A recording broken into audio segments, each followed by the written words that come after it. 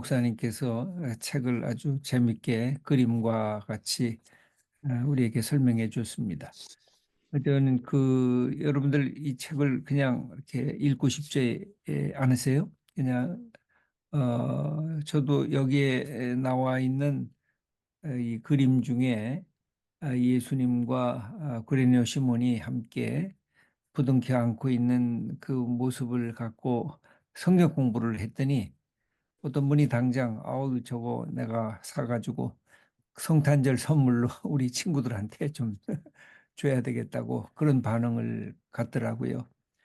그래서 저는 이 책을 처음 이제 보면서 무슨 생각이 들었느냐면 아, 창세기 1장 1절부터 이게 시작이 돼서 요한계시록 마지막 22장까지 그중에서 이렇게 발췌해서 했는데 이걸 갖고 한 주씩 성경 공부를 그림하고 본문하고 같이 연결시키면서 성경 공부를 했으면 좋겠다라는 생각이 들었어요. 그러면 이게 한 2년 동안 해야 될 성경 공부 안이 여기에 들어있고 지금 이호은 목사님이 설명해 주신 것처럼 여기 해설서도 있고 또 나 나름대로의 그림들을 이해를 하면 훨씬 더 풍성한 성경의 메시지가 발견될 수 있겠구나 하는 그런 마음이 제게 이렇게 따뜻하게 들어왔습니다. 제가 이 책을 그림을 이렇게 처음 이렇게 보게 됐을 때 샤갈 같은 그냥 색깔의 현란함은 없는데 느낌은 그대로 이렇게 전달이 되더라고요. 그러면서 조금 더 담백하게 이 색깔을 칠하면서 굵게 굵게 사람의 모습을 이렇게 그려준 것도 보통 사람들이 이해하는데 굉장히 쉽게 이 그림을 이해할 수 있겠구나 하는 그런 또 생각도 들었습니다.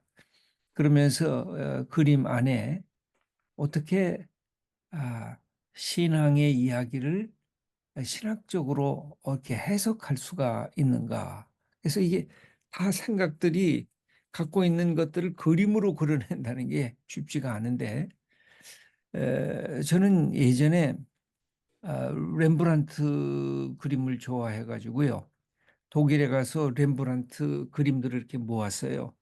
그랬더니 렘브란트가 성경에 대한 이야기를 굉장히 많이 구약에서부터 신약까지 드로잉으로부터 시작해가지고 유체화까지 그려지는 그 내용들이 어마어마하게 많더라고요.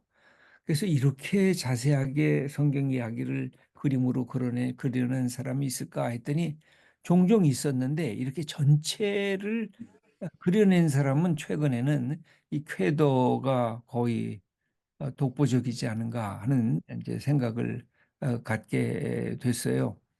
그러면서 이제 그림 이렇게 하나하나 설명해 주셨는데 우리 이호은 목사님이 이 궤도의 이 그림들을 보시면서 제일 강렬하게 인상 깊었던 것은 표지 그림인가요? 아니면 또 다른 그림이 있었나요? 어, 그림 뭐 제가 앞서 몇 개 설명한 것에도 있고요. 원표지에 있는 이사야서 11장 1절 그 그루터기에서 피어난 장미 그림이 저한테는, 그래서 제가 이제 옴기니의 말에도 그 장미에 대해서 마지막에 썼던 이유도 그게 저한테는 지금도 굉장히 좀 인상적이고, 또 특별히 우리 미모건 포스트 MDB 학교 그 캐치프레이즈가 그 교회는 희망이다 있지 않습니까? 음. 그래서 저는 그 희망을 완전히 그 무너지고 황폐한 터 위에서도 장미꽃 한 송이가 이렇게 피어나는 거, 그 피어나는 그 장미를 통해서 우리 이사야서 11장은 이제 메시아의 오심을 이야기하듯이, 아무리 사실은 그 옆배경이 다 까만색이거든요. 하지만 그 장미만 이렇게 아주 이렇게 장미를 향해서 빛나는 모습. 예. 그래서 사실은 이 장미는 자세히 보면 그리스도의 십자가이기도 하고, 그래서 요것 안에서 어찌 보면 우리가 그 그루터기 속에서도 그 옛날 우리 하나님께서 그 희망의 메시지를 한 번도 멈추지 않았던 것처럼 요 그림을 볼 때마다 때로는 이렇게 이렇게 낙심하다가도 다시 피어나는 이 구원의 메시지처럼 저는 이 그림이 저에게는 이게 굉장히 좀 깊게 와닿았던 그림이기도 합니다. 예. 예. 저는 그래서 이 음, 책을 읽다 보니까 맨 마지막에 옴기니의 글이라고 네. 해가지고 이 목사님이 요 그림을 맨 마지막에 예. 집어넣어 놨더라고요. 그러면서 이 마무리를 뭘로 하셨느냐면 기도문으로 마무리를 했어요. 예. 그 기도문은 저 이호 목사님이 직접 만든 기도문이죠. 예. 예. 그 기도문이 굉장히 멋있습니다. 그리고 예. 이렇게 마치 프란시스코 이제 기도문처럼 되어 있는데 이게 역전이 이렇게 되어 음, 있는 그런 그림을 이 장미 한 송이를 예. 연상을 시키시면서 그림 이 마지막 마무리를 한 것도 제게는 아주 좋은 음, 인상으로 다가왔습니다. 그 마지막 그 기도문을 만들 때 어떤 마음으로 만드셨습니까? 저 자신에게도 또 그, 우리 사회가 가지고 있는 이 모습이 어찌 보면 앞에 나오는 부정적인 모습들이 훨씬 더 커 보일 때가 많이 있거든요. 또 우리는 좋은 이야기, 긍정적인 이야기보다 조금은 부정적이고 우리들 스스로가 좀 좌절하게 하는 스토리들이 많은데 실은 아름다운 이야기들도 훨씬 더 많아서 좀 그런 이야기들을 좀 하나하나 더 좀 적어보면 좋겠다. 이것이 주님께서 우리들에게 주시는 마음이고 그것이 이렇게 구원의 꽃을 피우고 그 복음 안으로 사람들을 초대하는 예수님의 말씀이 아닐까 이런 생각을 좀 가지고 좀 그런 마음이 좀 들게 되고 사실은 요거 이렇게 마무리할 때쯤에 또 우리 미모건 포스트 MDB 학교 4기가 또 개강하는 즈음이어서 교회가 희망이다. 이 희망이라는 것이 이 장미 한 송이처럼 이렇게 밝게 피어나는 것이 아닐까 이런 것들도 저한테는 크게 좀 생각하면서 적게 됐던 것 같습니다. 예. 그래서 제가 잠깐 읽어보면요. 갈등과 다툼이 있는 곳에 평화의 장미 한 송이가, 미움과 증오가 있는 곳에 용서의 장미 한 송이가, 전쟁과 분열이 있는 곳에 화해와 하나됨의 장미 한 송이가, 죄악과 불의함이 있는 곳에 공의와 정의의 장미 한 송이가, 거짓과 탐욕이 있는 곳에 진리와 비워냄의 장미 한 송이가, 아픔과 슬픔이 있는 곳에 위로와 치유의 장미 한 송이가, 가난과 배고픔이 있는 곳에 섬김과 나눔의 장미 한 송이가, 사망의 음침한 골짜기에 죽음을 넘어 부활하신 예수 그리스도 사랑의 장미 한 송이가 생명의 빛으로 피어나길 두 손 모아 기도합니다. 이렇게 해가지고 마무리를 아까 그 장미 한 송이 그 그림으로 이 마무리를 한 것도 아주 이 멋진 마무리고 아주 제게 그렇게 아름답게 다가왔습니다.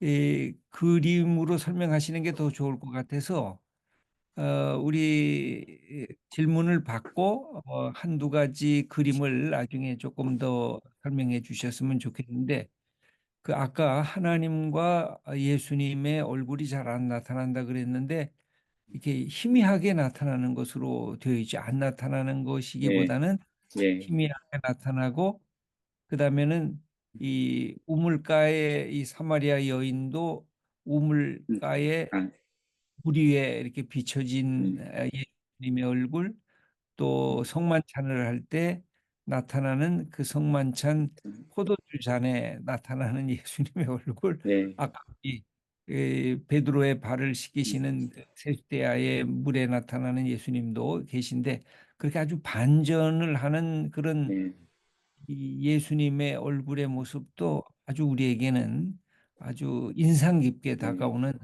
그런 장면이었다고 음, 볼 수가 있겠습니다. 이 그림을 한두 개 더 좀 설명을 나중에 해주시고요. 오늘 시간이 오늘 우리 함께 질문하고자 하는 분들이 몇 분 있었는데 그 질문을 갖고 계시죠? 우리 예, 이호은 사전 목사님. 질문 받은 것이 저한테 있습니다. 예, 그 중에 그냥 예, 얘기하고 싶은 질문을 질문과 대답을 그냥 같이 해주시면 좋을 것 같습니다. 예, 그 질문들을 아주 좋은 질문들을 너무 수준 높게 해주셔서 제가 좀 당황을 좀 하게 됐는데요. 그래도 이렇게 제가 받은 질문들은 빠르게 한번 이야기를 좀 해드리도록 하겠습니다. 그 첫 번째 질문은 구스타프 도레와 비교할 수 있을까요? 저한테 이렇게 질문해 주셨는데요. 이 구스타프 도레 혹시 뭐 이렇게 지금 이 안에 들어와 계신 분들이 나중에 인터넷 들어가서 쳐보시면 워낙 뭐 구스타프 도레 그림들이 많이 나와 있어서요. 19세기 중반에 프랑스 사파가인데요. 이 19세기 중반이면 프랑스 자체가 이 시민 사회가 확장되고 인쇄 기술이 굉장히 발달됐던 때예요. 출판 문화도 급속하게 성장했던 시기에 이 사실은 그때 활동하던 이 시각 이미지가 막 사회적으로 굉장히 수요가 많을 때 아주 그 유명세를 탔던 분이 구스타프 도레라는 분이에요. 근데 참 재밌는 거는 이 구스타프 도레라는 분이 정규 미술 교육을 받은 적이 없습니다. 독학으로 그림을 공부한 사람이거든요. 그래서 그 사람들은 그림이 매우 독창적이고 창의적이다 이렇게 보기도 하더라고요. 특별히 뭐 굉장히 강렬한 그림들을 많이 그렸는데 지금 앞에 있는 그림은 돈키호테 그 삽에 그린 사파거든요. 이게 이제 대표적으로 이런 스타일의 그림들이 크리스토프 도레의 그림들이 많이 있어요. 사파 중앙에 있는 게 돈키호테인데 한 손에 칼을 들고 있고 한 손에는 이렇게 책 같은 걸 들고 있죠. 뭔가 막 외치는 것 같아요. 그리고 막 그 기묘한 옷차림 한 사람들 사이에 둘러싸여서 뭔가 뒷공간에서 막 튀어나올 것 같은 소설 도입부에 나오는 이 사파인데요. 자신이 만든 상상 세계의 노예가 된 이 주인공이 자기가 펼쳐나갈 아주 기상천외한 이야기를 이렇게 간결하고 예리하게 한 컷에 이렇게 보여주는 거죠. 원래 이게 사파라는 게 이 텍스트 원 텍스트를 시각적으로 설명해주기에는 보조 자료 같은 거거든요. 근데 이 구스타프 도레는 그 보조 자료로서 이 사파가 등장하는 게 아니라 문학 작품의 내용을 과감하게 재해석해서 그림을 그려냅니다. 그래서 구스타프 도레가 그린 뭐죠? 그 파나성서도 있거든요. 송화를 241점 정도를 그리는 그림도 그 정말 여러 가지 상상력만이 아니라 사료와 학문적인 자료들을 다 포함해내는 그런 그림들을 그려내기도 하죠. 그런 점에서 이 그 메인 텍스트를 가지고 그림을 그렸다는 점에서는 도레하고 캐더가 좀 비슷하지 않을까. 사파라는 것이 또 이 문자 언어를 뛰어넘는다는 점에서는 상상력의 나래를 잘 펼쳐간다는 점에서도 퀘더의 성서 그림하고도 좀 뭐 일맥상통하는 부분이 있다 이런 생각이 들기도 합니다.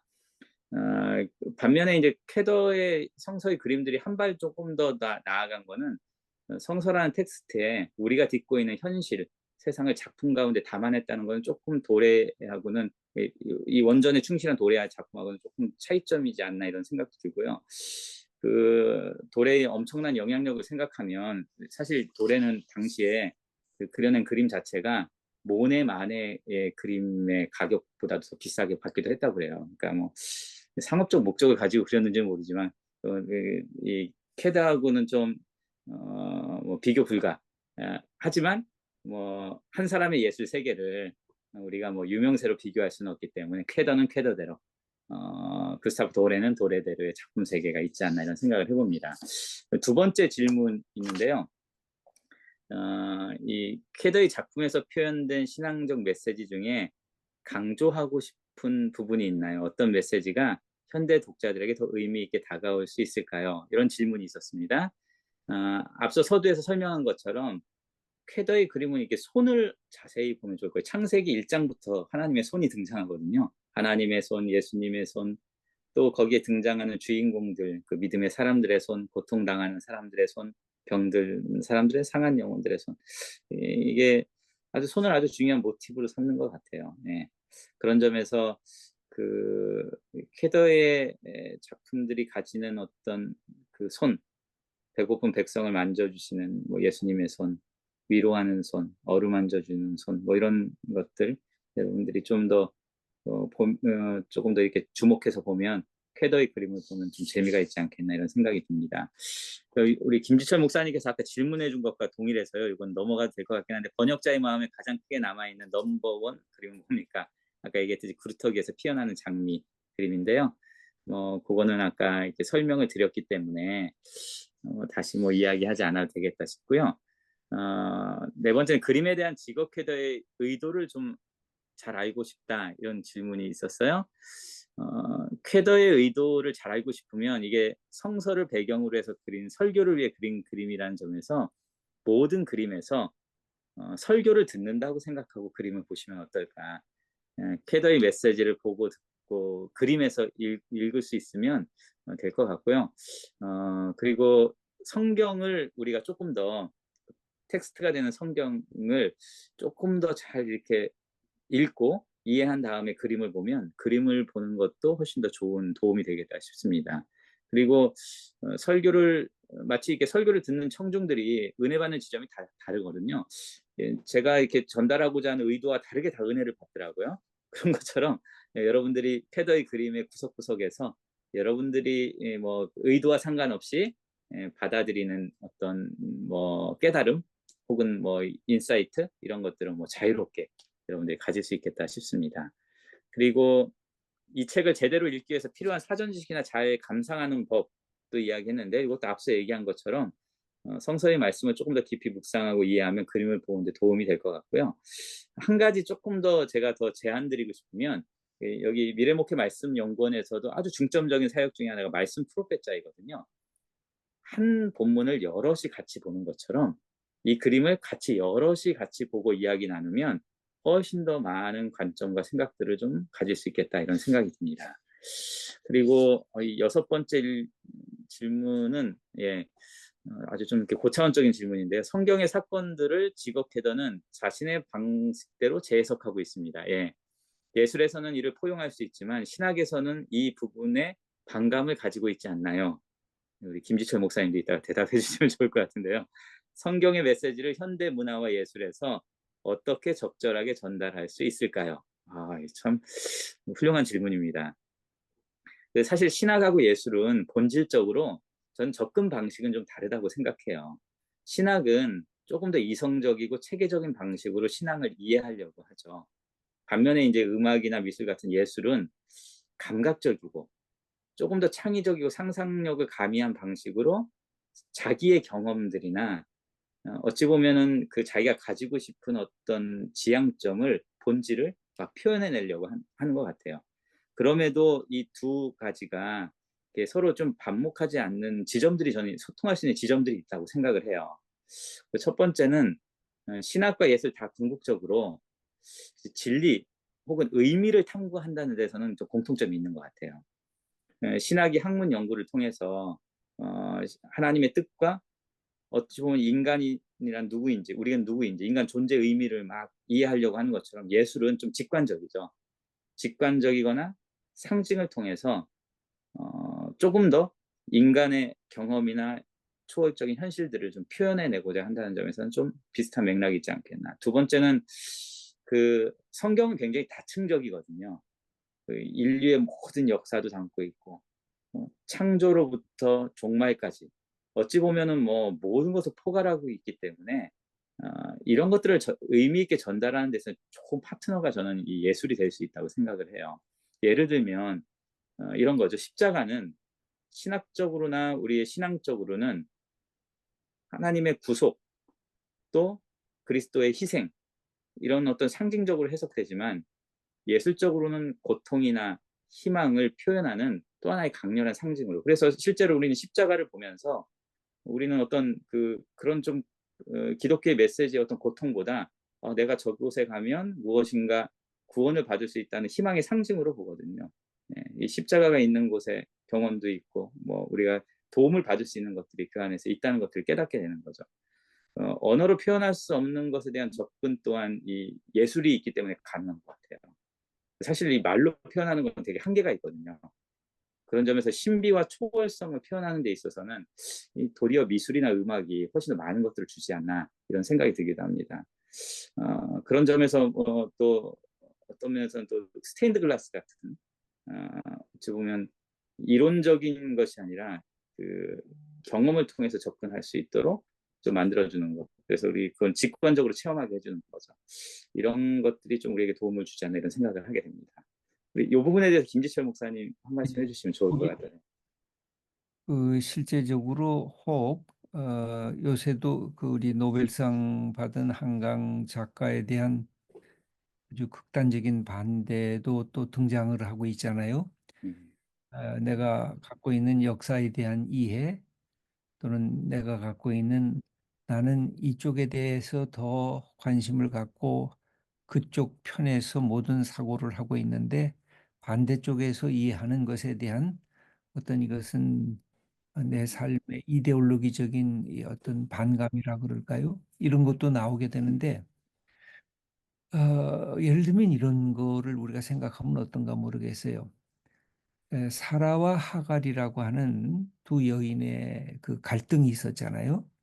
그때 사라의 입장에서 보면 하갈이 못된 여인이 되고 하갈의 입장에서 보면 사라라고 하는 여인이 못된 여인으로 등장을 하잖아요.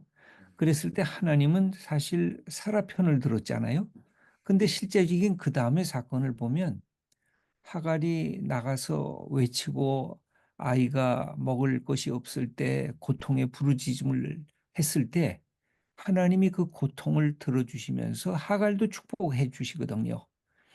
이제 이 무슨 뜻이냐면 우리가 광주 민주화 운동이든지 또 제주 그 모든 그 고통 받았던 그 삶의 사건들을 볼 때 어느 입장에 서느냐에 따라서 내가 분노하기도 하고 국률을 갖기도 하는데 거기에 어떤 점에서 우리가 접근을 하면 서로가 이해할 수 있는 부분이 있느냐면 고통에 대한 연대, 그 고통받는 사람에 대한 아픔에 동참하는 관점에서 보면 다 고통을 받고 있거든요. 그 모든 쪽에서. 그쪽에서 나는 하나님이 사라도 받아들이고 하갈도 받아들이지 않았는가. 그래서 우리의 역사 속에 수많은 아픔들이 있을 때 그 아픈 자, 연약한 자가 받는 고통의 문제 속에서 접근을 하면 내가 그것을 수용할 수는 없지만 용납할 수는 있다고 보여지거든요. 나는 그쪽으로 나는 갈 수는 없지만 그 자체로 하나의 고통받는 자의 자리에서 동참하고 있는 것을 받아들일 수가 있기 때문에 여기 말하는 예술과 신학적 관점에 있어서 차이가 있을 때도 그것이 우리의 삶의 실존적인 고뇌와 고통과 연결이 되어 있다고 한다면 저는 그 신학이 예술의 부분을 받아들여야 되지 않을까 하는 생각을 늘 갖고 있어요. 그게 내가 따라갈 길은 아닐 수도 있죠. 그러나 그럴 수가 있겠다고 하는 용납은 할 수 있지 않겠는가. 그 점에서 신학은 더 예술보다도 더 열려져 있는 관점이 신학적 관점이다라고 저는 생각을 하고 있죠. 예. 질문이 한 두 개, 세 개가 더 있는데요. 예, 그 그 제가 다음 더 예, 얘기해 예, 주시죠. 예. 참 재밌는 이분은 진짜 책을 정말 자세하게 꼼꼼하게 읽으신 분 같아요. 에피소드 8번 요셉 이야기는 시간 순서상 10번 에피소드 우물 안에 요셉 뒤로 가야 할 것 같은데 이렇게 연대와 시간을 바꿔서 편집된 이유가 있을까요? 아주 디테일한 질문이에요. 먼저 제 마음대로 한 건 아니고요. 원서 책의 순서를 따랐다는 점에서 왜 이랬을까? 이유를 알려면 이 책을 편집한 그 독일 슈바벤 출판사에 제가 비드만 편집장한테 물어봐야 될 것 같은데 제가 혹시 이메일 보낼 일이 있으면 꼭 한번 물어보겠습니다. 이건 저도 사실은 이거 번역할 때 왜 이 순서를 이렇게 이 중간에다가 놨을까? 뒷부분으로 가야 되는데 뭐 의도성이 있을까 생각도 하다가 그 편집장의 실수가 아닐까 이런 생각도 하긴 해요. 비드만에. 근데 그다음에 그런 재판할 때 이렇게 예, 바꿔지지 않았나?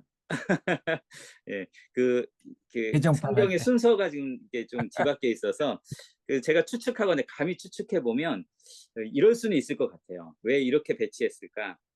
세 명의 주요 인물과 관계된 하나님을 이렇게 나란히 쓰고 싶었던 의도가 혹시 편집장에게 있지 않았을까? 비드만한테 9번의 야곱, 이스라엘과 겨루어 이긴 사람에 대해서 나오거든요. 10번째가 요셉, 건진받은 이 구원받은 사람 이야기.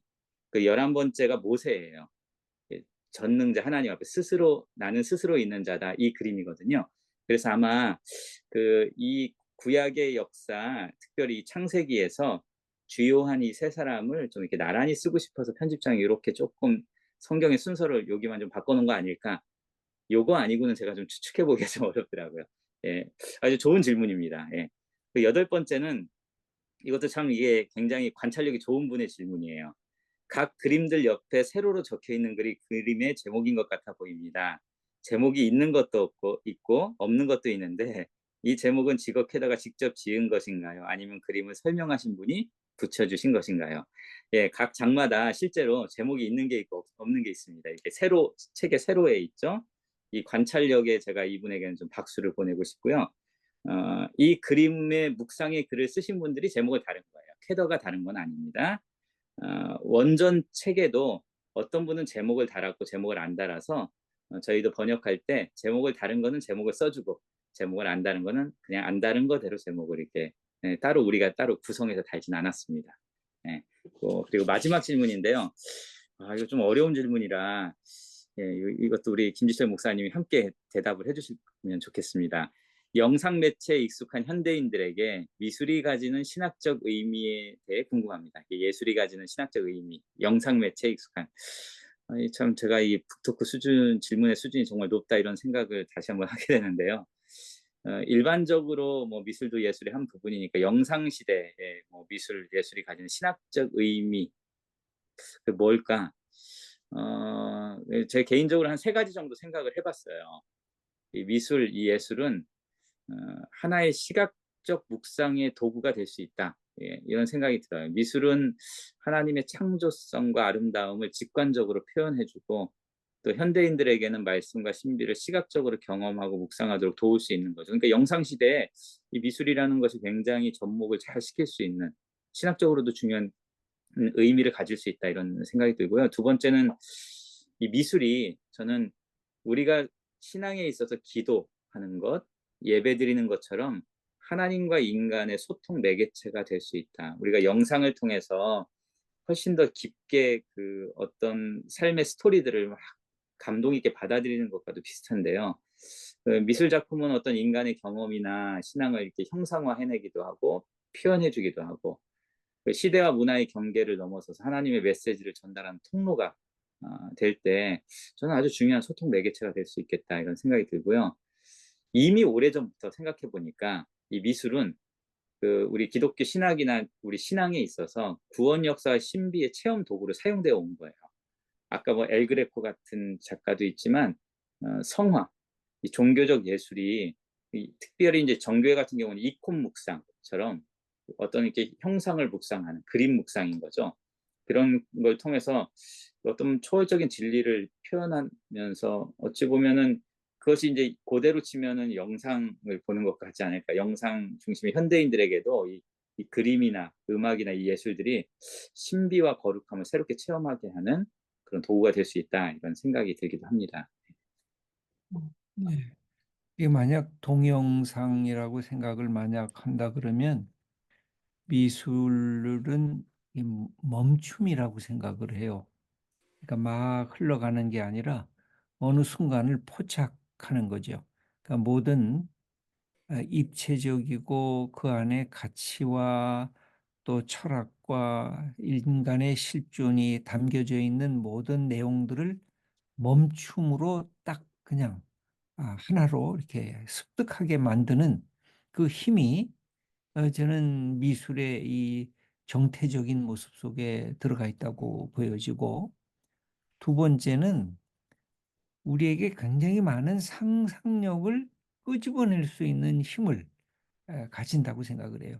동영상의 막 이 흐름 속에는 이게 막 상상력을 이렇게 발휘할 수 있는 것이 이렇게 나타나질 않고 거기에 따라가기에 이게 급급한데 미술이라는 것은 이렇게 가만히 앉아서 볼 수 있는 것. 예전에 나우엔이라고 하는 그 신부가 그 상트페테르부르크에 가서 뭘 보기를 원했느냐면 렘브란트의 돌아온 탕자라고 하는 굉장히 대형 그림이 있습니다. 미술관 여러분이 거기 가시면 꼭 한번 그 그림은 반드시 그 박물관에 가서 보셔야 되는데 이 나우엔이 그 그림을 며칠 동안 보느냐면요. 아침에 가서 저녁까지 앉아 있어요. 그 그림을 보느라고. 근데 일주일 동안 봤어요. 똑같은 그림을 아침부터 가가지고 하루 종일 보는 거예요. 근데 일주일 동안을 보고 나서 책을 하나 써요. 그게 돌아온 탕자라고 하는 나우엔의 책입니다. 그 그림이 갖고 있는 힘이라는 게 내가 그림을 통해서 굉장히 많은 상상력을 그 화가와 더불어 대화하면서 그 그림 속에 묻혀져 있는 내용들을 끄집어내는 능력을 그림들이 갖고 있다고 보여져요. 저는 이 아까 우리 이호 목사님이 설명을 아주 재밌게 하셨잖아요. 그 그림들을 어떻게 그렇게 끄집어낼 수 있는가? 예를 들면 아까 보네포도 나오고 정교회 대주교도 나오고 요한 23세도 나오는 그 그림을 이 지거 쾌더가 그걸 하나씩 집어넣었잖아요. 그럼 그 사람에 대한 이야기가 그 안에 다 담겨져 있잖아요. 보네포만 얘기할래도 어마어마한 얘기가 담겨져 있고. 근데 왜 세 사람이 나왔을까? 그 교회가 하나됨이라고 하는 어떤 면으로 이 지구 궤도의 열망 같은 것이 그 안에 포함되어 있으면서 성령의 역사가 갖고 있는 하나됨의 거대한 흐름이 그 유앙겔리온이라고 하는 베드로부터 시작한 그 복음의 역사가 이렇게 퍼져나가고 있다는 것을 우리에게 보여주기 위한 것이니까 그러니까 그림은 저는 그런 능력이 있다고 이제 우리를 가다가 딱 결정적인 자리에 멈추게 하면서 내 속에 잠재되어 있던 상상력을 특별히 신학적 상상력을 이렇게 막 끄집어내는 거. 꼭 뭐와 같으냐면요. 우리가 성경을 읽을 때 성경은 문자 아니에요. 이게 딱 고정돼 있잖아요. 근데 그 고정돼 있는 것 속에서 읽다가 보면 그게 서사로 내 속에 살아 움직이기 시작하거든요. 하나의 이야기가 되죠. 그 이야기 속에 담겨져 있는 것을 확대하는 능력이 우리가 성경 공부고 그다음에 설교고 이런 것으로 확대하는 것처럼 그림도 바로 영상 시대에 있어서도 계속 필요한 이 하나의 소중한 도구가 아닌가. 그다음에 글도 영상 매체에서 우리가 매몰되지 않고 옛날에 이 영상 매체가 나오면 책이 안 팔릴 거라 그랬는데 요새도 책은 잘 팔리거든요. 그런 문자가 아직도 살아남은 하나의 소중한 그 매체가 아닌가.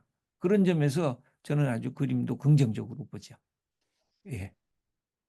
예, 이제 그 제가 받은 질문에 대한 답변은 다 끝났습니다. 예. 네, 예. 혹시 현장에서 감사합니다. 혹시 질문하실 분이 현장에서 여러분들이 질문하시고 싶으신 분은 마이크를 열어주시면서 자기가 누군지 소개를 하시고 질문을 하셨으면 좋겠습니다.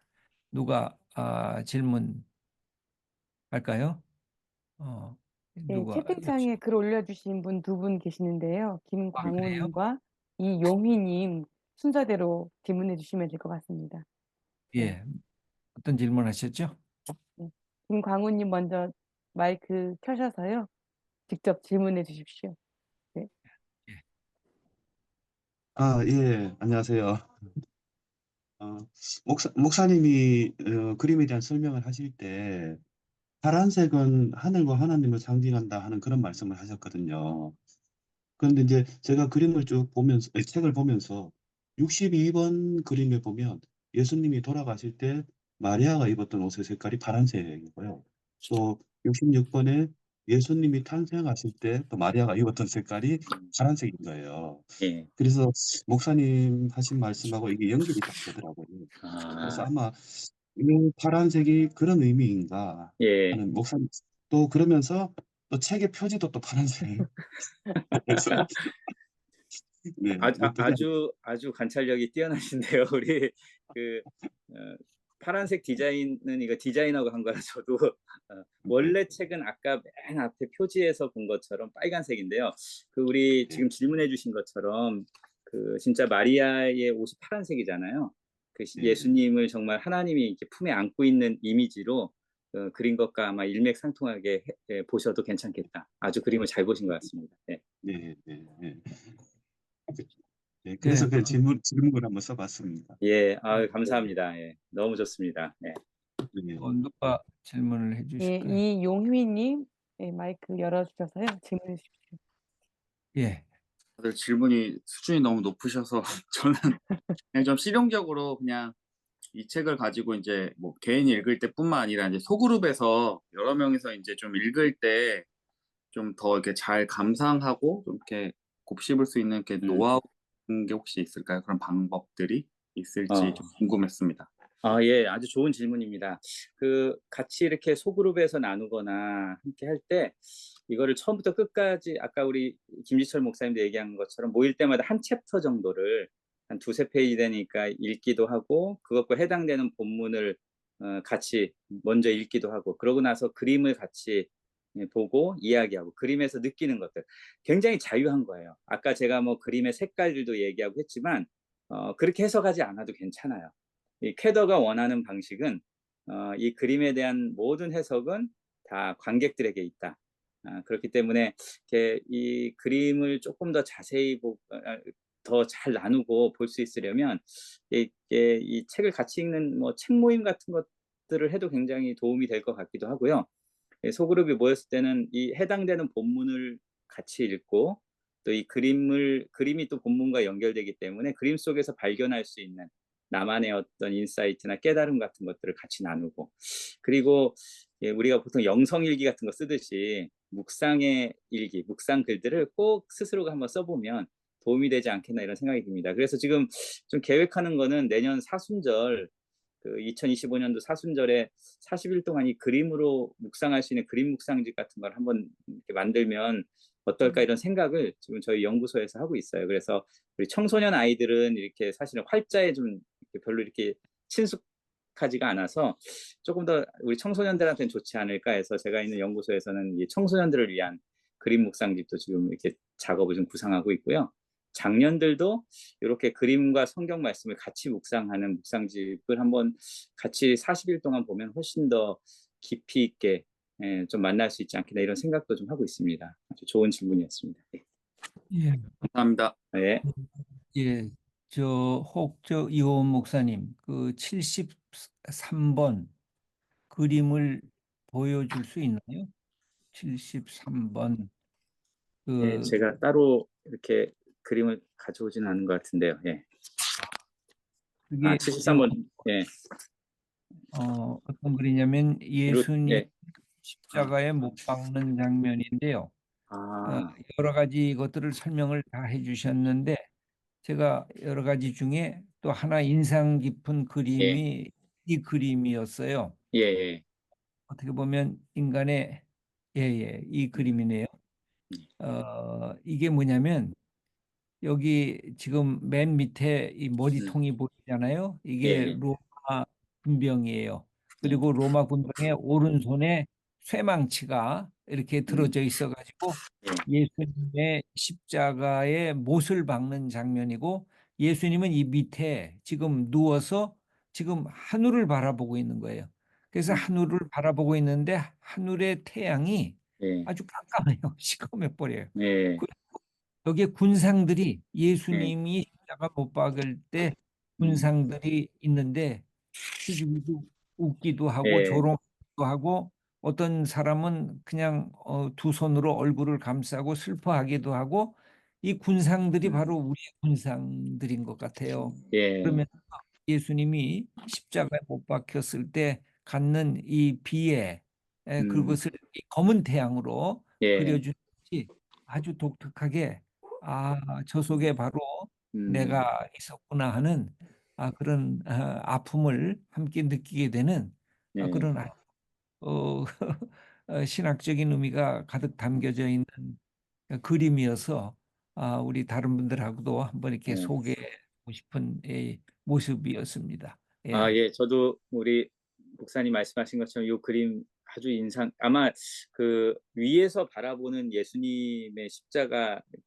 박히시는 모습은 제가 이 그림 외에는 다른 데서 본 적이 없는 것 같아요, 저도. 그래서 그러니까 예. 그러니까 이게 십자가에 지금 이게 땅바닥에 누워 있는 것 그쵸. 같아요. 예. 땅바닥에 누워서 지금 못을 받고 있고 예. 예수님 눈으로 보니까 지금 군상들이 이렇게 그쵸. 있고 예수님의 시선으로 보는 거죠. 예. 그렇죠. 예. 나의 하나님 어째 예. 나를 버리셨습니까? 해서 예.